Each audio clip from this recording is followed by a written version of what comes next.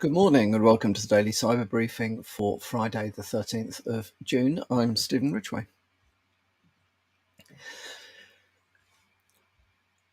Researchers have published details of a now fixed but potentially quite serious flaw in the way that Copilot works.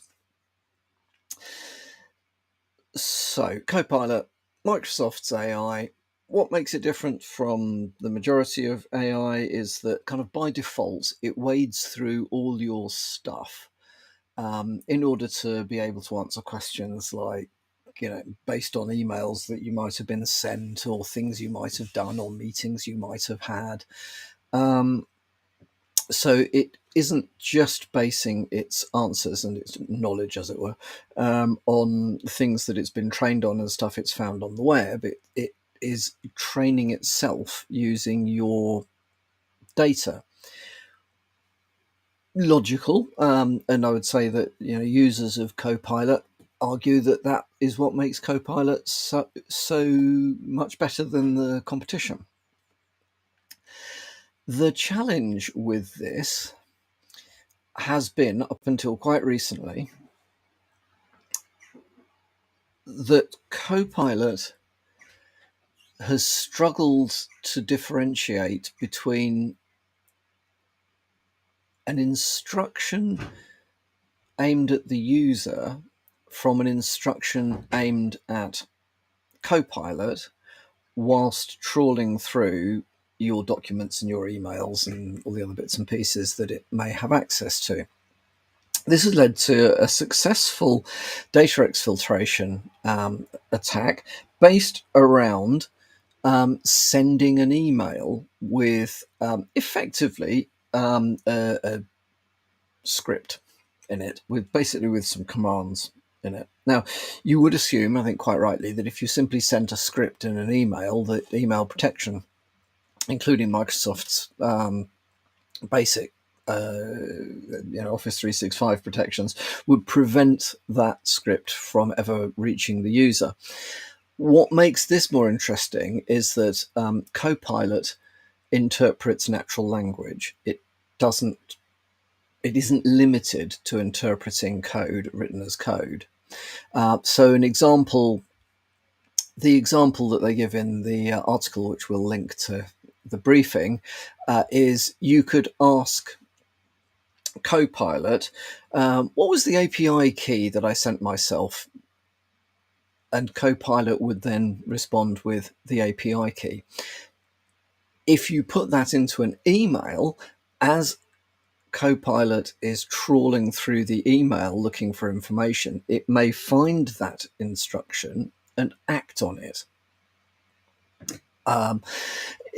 Yeah, exactly. So from a user's perspective, this is zero click, in the sense of I can send you an email and your Copilot will just do the things that, follow the instructions, or it used to just follow the instructions that I put into my email to you.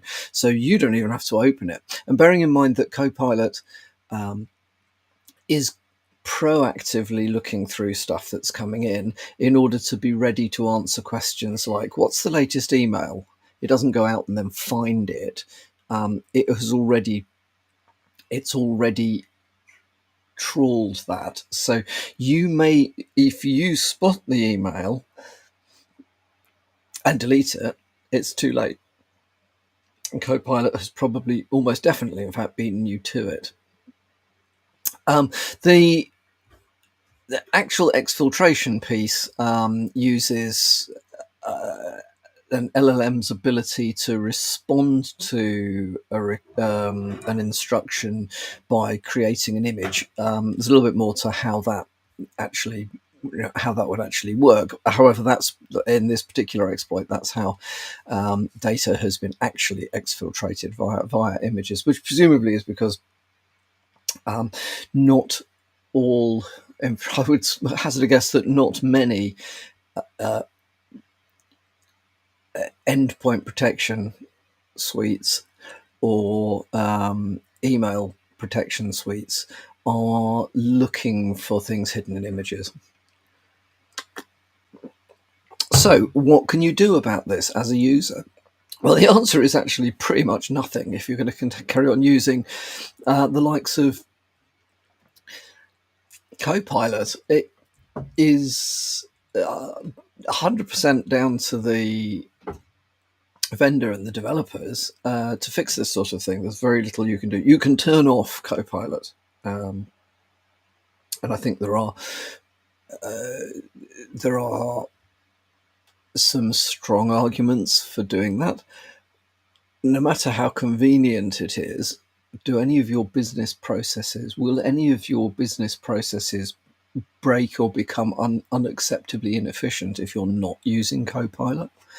There is always the question around what does Microsoft do with the data that it's gathered on you via trawling your stuff. There's lots of reasons why you may want to consider not using Copilot. Its biggest advantage is convenience. It's just quick and easy, and it does stuff for you. Does it really make you that much more efficient? Good question. Other than turning it off, expect more of this sort of stuff over the years, especially as our understanding of how to control AI is still in its infancy, and AI's ability to circumvent controls continues to improve. So, yeah, very interesting. Okay, the other piece of news that I wanted to bring to your attention is back in that category of technically legal but otherwise completely immoral spyware. So Paragon's Graphite Spyware has been seen to be able to compromise fully updated iPhones via zero-click attacks. Microsoft has patched the vulnerability that was being exploited here. The patch is... So the vulnerability that was being exploited by Paragon was CVE 2025-43200, and it's been patched in iOS 18.3.1. Why am I bringing this to your attention? Well, it's because I think we need to have more visibility on the fact that there are companies that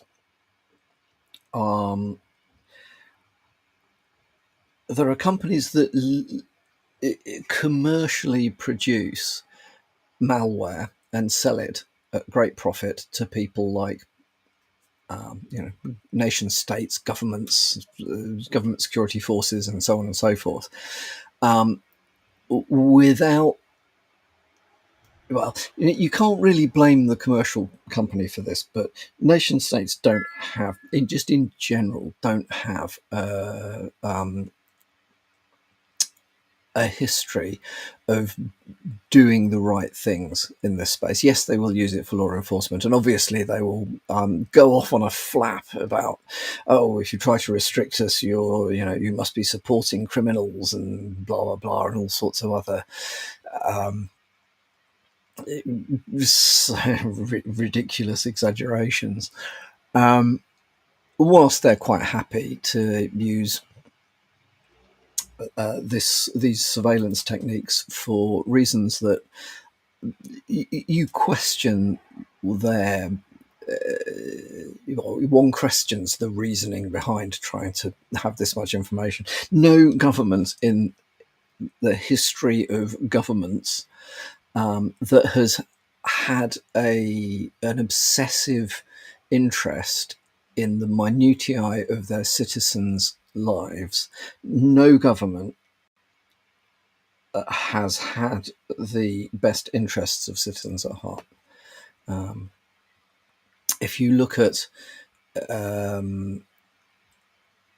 all governments that historically or currently collect vast quantities of data about things, they are not governments. Those are not societies that I think most of us would be comfortable living in. That's not where we're trying to end up. And obviously, there's an argument that, oh, well, we need all this stuff for, national security, state this, national that, global. These, oh yeah, you can't mention nation state. That makes you a right-wing terrorist these days. But oh, there we are. I've said terrorist. Therefore, this podcast will now be demonetized and banned and so on and so forth. Well, never mind. But you can't talk about these things, and yet when you look at what's done with these rights, and anyway, it comes down to the fact that in Italy, the Italian government has used Paragon software to spy on some of its citizens. I'm not going to go into the rights or wrongs of doing that. I don't know enough about it. However, it does appear that at the same time, they also have been spying on at least one journalist that, to all intents and purposes, doesn't appear to have been officially a target, at least not from the admission from the Italian Department of Security Intelligence or from Paragon themselves. The spat between the Italian DIS and Paragon has resulted, at least allegedly, in Paragon withdrawing from the Italian market, which is interesting. So, key takeaways.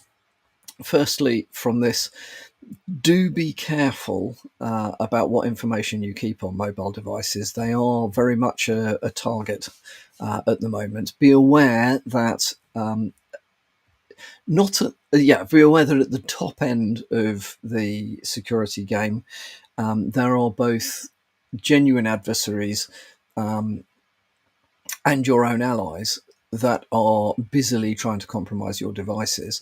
That the vendors of devices do their damnedest to keep on top of this stuff, but it is pretty difficult given the focus and funding behind some of these, what should we call them, legal malware organizations. Just to generally, I think we need to be again raising awareness around the fact that this stuff is going on, and the fact that no matter how much the argument is put that, well, obviously we need this stuff, blah blah blah, who's policing the policeman? Okay, that's all from me for today, and actually for this week. Hope you have a good Friday. Hope you have a great weekend, and I'll speak to you all again on Monday morning.